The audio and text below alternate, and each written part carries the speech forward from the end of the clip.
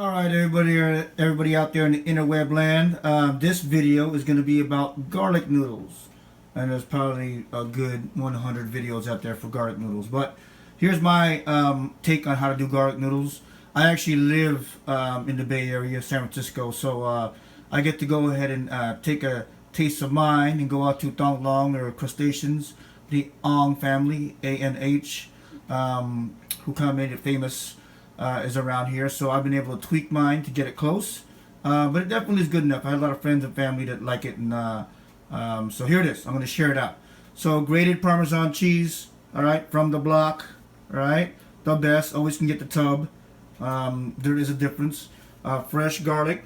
If anybody hasn't used one of these choppers, you should get one. That's about 100 taps on the chopper, and a full.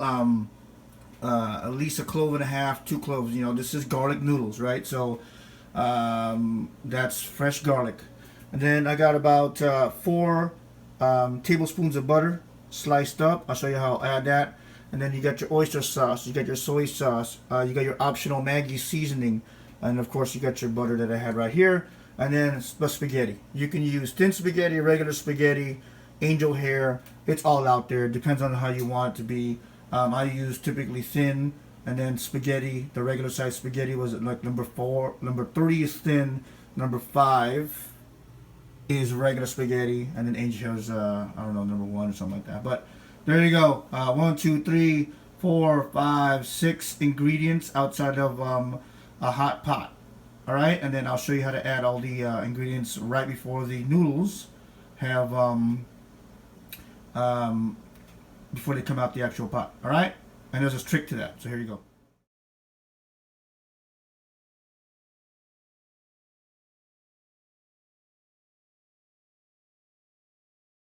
All right, here we go. Boiling pot. Took about 5-7 minutes on high.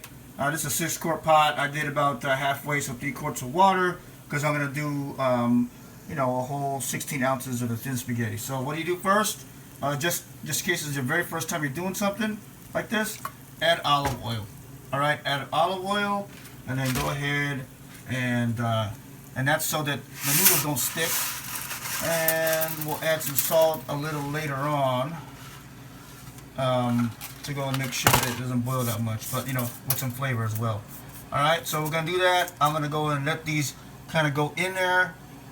It'll start curving, right? So don't worry about that. It's not all getting evenly cooked. Don't worry about that part. It'll cook. And then, you know, I'll put it on there boiling water for about 10 minutes, all right? And then I'll give you a little bit more quick video shot before I take it out. 10, 20 seconds later, I just went ahead and folded it, meaning like I went and just pushed it down the middle, and it already turned a little bit. It's just still stiff, so we'll keep it there. But, you know, we're going to keep moving it around so it doesn't stick. But, you know, I'm going to keep turning it. You can just leave it there, actually, but I'm just trying to be extra sensitive here. All right, that's it. And eventually, though, I will flip it to the other side. Right there you go. See how I just flipped that over there? And then you just kind of keep it loose like that, all right? That's it. Just a quick post 10 minutes after boiling water. What I did is I actually did flush them. See that? I'm doing that because I'm removing the oil because of the fact that you don't really, I don't know any other recipe that you do that for, but you do it for this one because we're getting ready to make sure the garlic and the butter and the soy sauce and the oyster sauce and everything's able to stick to it. That's the piece there. As well as, it's going to sit in there for a little bit while I do the pan setting for the sauce, all right? So that's a quick different thing to do for garlic noodles is rinse them out. All right, quick shot. I got the stove top at half heat.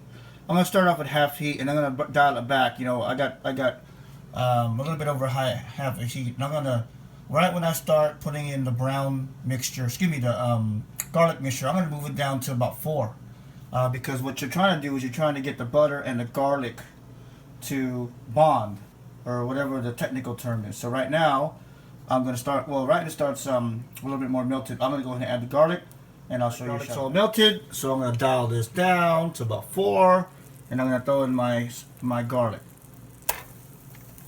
I'll go ahead and use a spatula to take that out, but just wanted to show you that. All right, how I got it. So we'll go ahead and scoop the rest of the garlic out. As you can tell, all I'm trying to do is make these two ingredients do their job. You know, make it taste like butter and garlic. So I'm just going to infuse, you know, I can smell it now.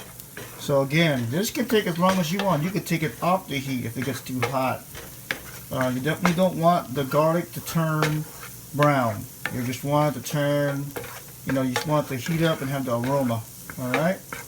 All the videos tell you this is one of the most important parts, is to get this piece, the butter and the garlic, infused together. And then when you add the other recipes, when you add the, let's call them out, when you add the a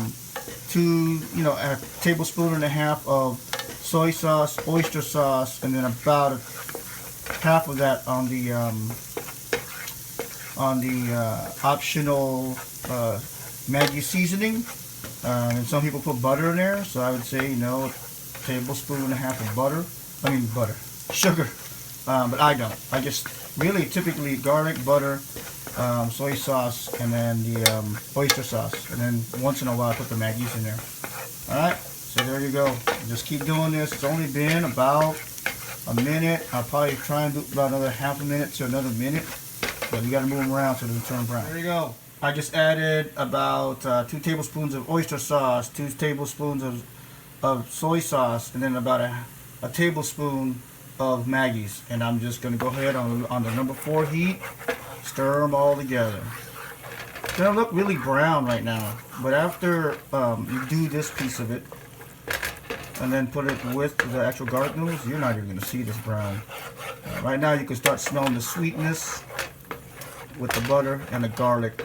That's the aroma you have right now. One thing I didn't mention is that I had those 3 tablespoons of butter. I'm going to add the 4th tablespoon now. That's something I saw in the video, and that actually works really quite well. Alright, so I'm whipping it up for about another 2 minutes, letting it all get together, and I can smell it.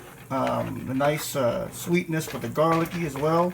So what I'm going to do now is I am going to just add that whole 16 ounces of spaghetti, and I'll take a picture right after that. I'm going to use my tongs, and I'm going to mix all this in together. And then once I did a couple of turns, I'm going to add half that Parmesan cheese with my tongs, start twisting it again, right? And then I will add the other half of that Parmesan cheese, alright? And that's really the last of it. Low heat right now, alright?